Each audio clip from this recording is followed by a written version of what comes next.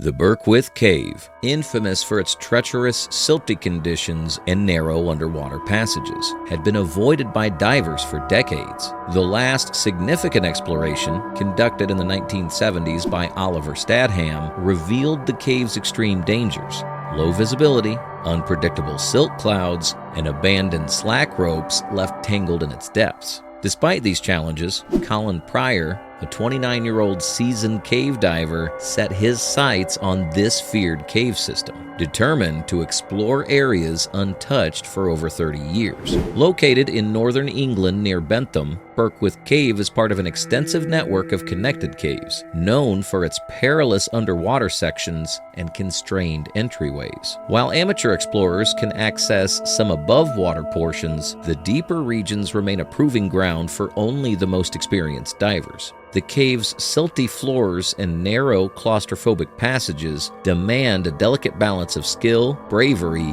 and equipment mastery to survive the dive. Colin's ambition was fueled by the allure of the unknown. Unlike others who turned away from the dangers, he embraced them, aiming to map and document the unexplored reaches of Birkwith Cave. With over a decade of diving experience, starting from his early days of caving with scouts at just 11 years old, Colin had earned a reputation for his skill and courage. But on the day of his dive, tragedy struck. Deep within the cave's labyrinthine passages, Colin encountered one of the many hazards the cave is known for: a tangle of old guidelines abandoned by previous divers. As he ventured further into the unknown, these ropes ensnared him, turning an extraordinary dive into a desperate fight for survival. What happened next remains a haunting mystery. Despite his expertise and adherence to safety protocols, Colin became trapped, unable to free himself from the silty, pitch-black depths. Alone and out of air, Colin's final moments were a stark reminder of the dangers lurking within Birkwith Cave, a place that has claimed yet another brave soul in the name of exploration. Did Colin make it out alive, or did this daring dive cost him everything? Let's get into it.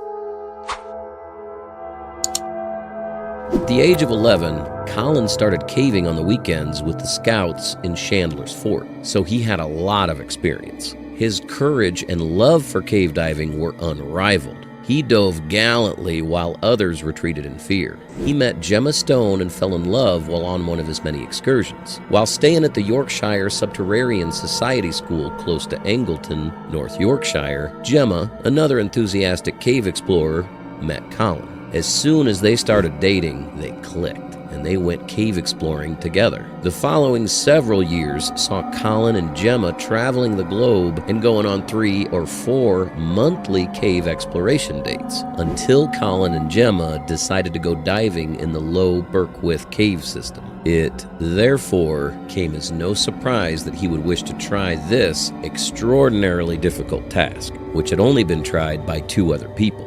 In his opinion, the cave system had not been thoroughly examined in more than 30 years, and many areas of it remained unexplored. When the specified day finally arrived, Colin was inspired to accomplish this groundbreaking feat in the dangerous world of cave diving. Colin went to the dive site, unafraid of the risks, and set up ropes and lines to help carry him and his equipment into the cave, and to the area where he would enter the water. With Gemma's assistance, he prepared for the exploration, and was then prepared to dive. However, 2 things happened that made them postpone the dive. There was bad weather, and Colin received the unfortunate news that Stuart Anderson, a friend, had become trapped in a cave while exploring and required rescue. Colin and Gemma had to halt their intended dive at the low Birkwith Cave to rescue Stuart, but as a result, he missed his chance to go diving. Here's the thing. Just like in the case of Stuart, cave diving can be quite dangerous, so even a perfect dive can take a wild turn. Some are not lucky enough to make it out alive, which is why many consider cave diving an extreme sport. For this purpose, there are some precautions divers are trained and educated on. This is to help them have a greater chance of survival in the deep. One such thing is the use of guidelines. Divers use guidelines to ensure their safety and navigate through underwater environments. It helps them prevent from getting lost in unfamiliar areas, conserve their air supply, and facilitate necessary decompression stops. Following a guideline can also improve their visibility underwater by minimizing disturbances to sand and silt. In addition, using a guideline marks a safe entry and exit point and reduces the risk of getting tangled in underwater obstacles. The other important safety precaution is the rule of thirds. The rule of thirds is a diving principle where divers use 1/3 of their air supply for the descent and exploration, another third for the return journey, and the remaining third as a reserve in case of an emergency. It helps divers plan for the unexpected and ensures they have enough air to safely explore the underwater world. Following the rule of thirds is a crucial safety measure for divers, although in some unfortunate situations, divers follow these rules and end up dead due to some other reason. On March 13th, Colin called Gemma and informed her that he'd be leaving for a solo dive at 3:30 p.m.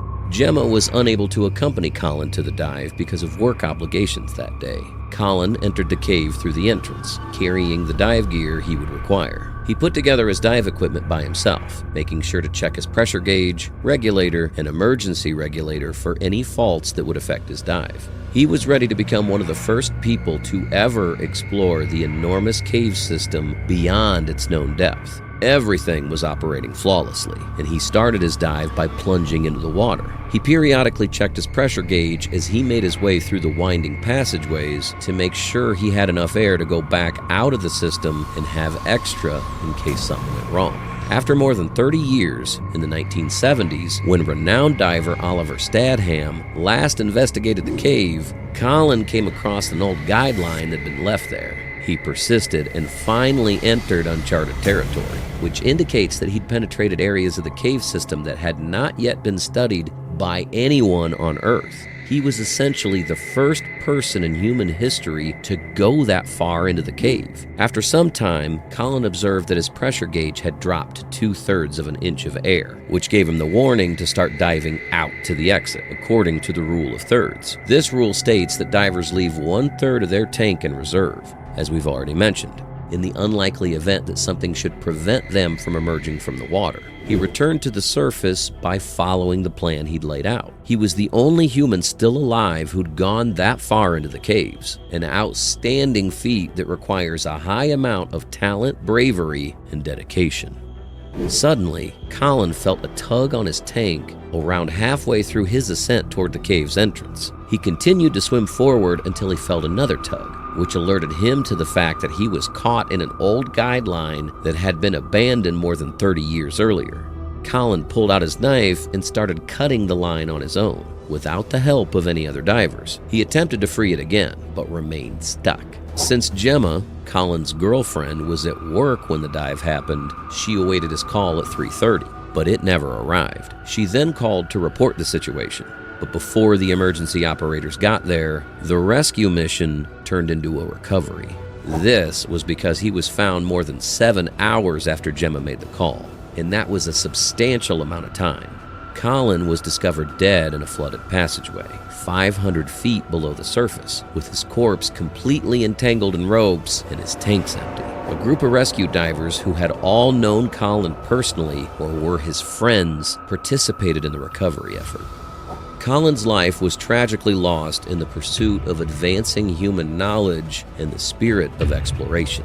This heartbreaking event underscored the risks even experienced divers face, despite their adherence to established safety protocols. Diving alone left no witnesses to shed light on the exact chain of events, but it's clear Colin had taken all the necessary precautions. What could have gone so disastrously wrong? With his training and equipment, he should have been able to cut himself free. The only certainty about his death is that he drowned after becoming hopelessly entangled in ropes. Several plausible scenarios could explain this misfortune. He may have gotten stuck between his tank and the emergency regulator. Or perhaps his BCD inflator hose and pressure gauge became snagged behind his head. If this area became tangled, it would have been exceptionally difficult, if not impossible, to reach and cut free. Imagine attempting to wield a razor-sharp knife in total darkness, trying to sever ropes lodged behind your neck. The inherent danger of such an environment cannot be overstated. Furthermore, the cave's easily disturbed silt likely compounded the disaster. A single brush against the cave's walls could have plunged him into near total blindness, rendering his situation even more desperate.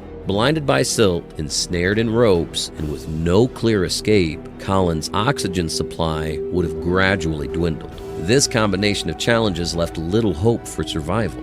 This tragic incident robbed the world of a brave adventurer and deprived his family of a beloved man.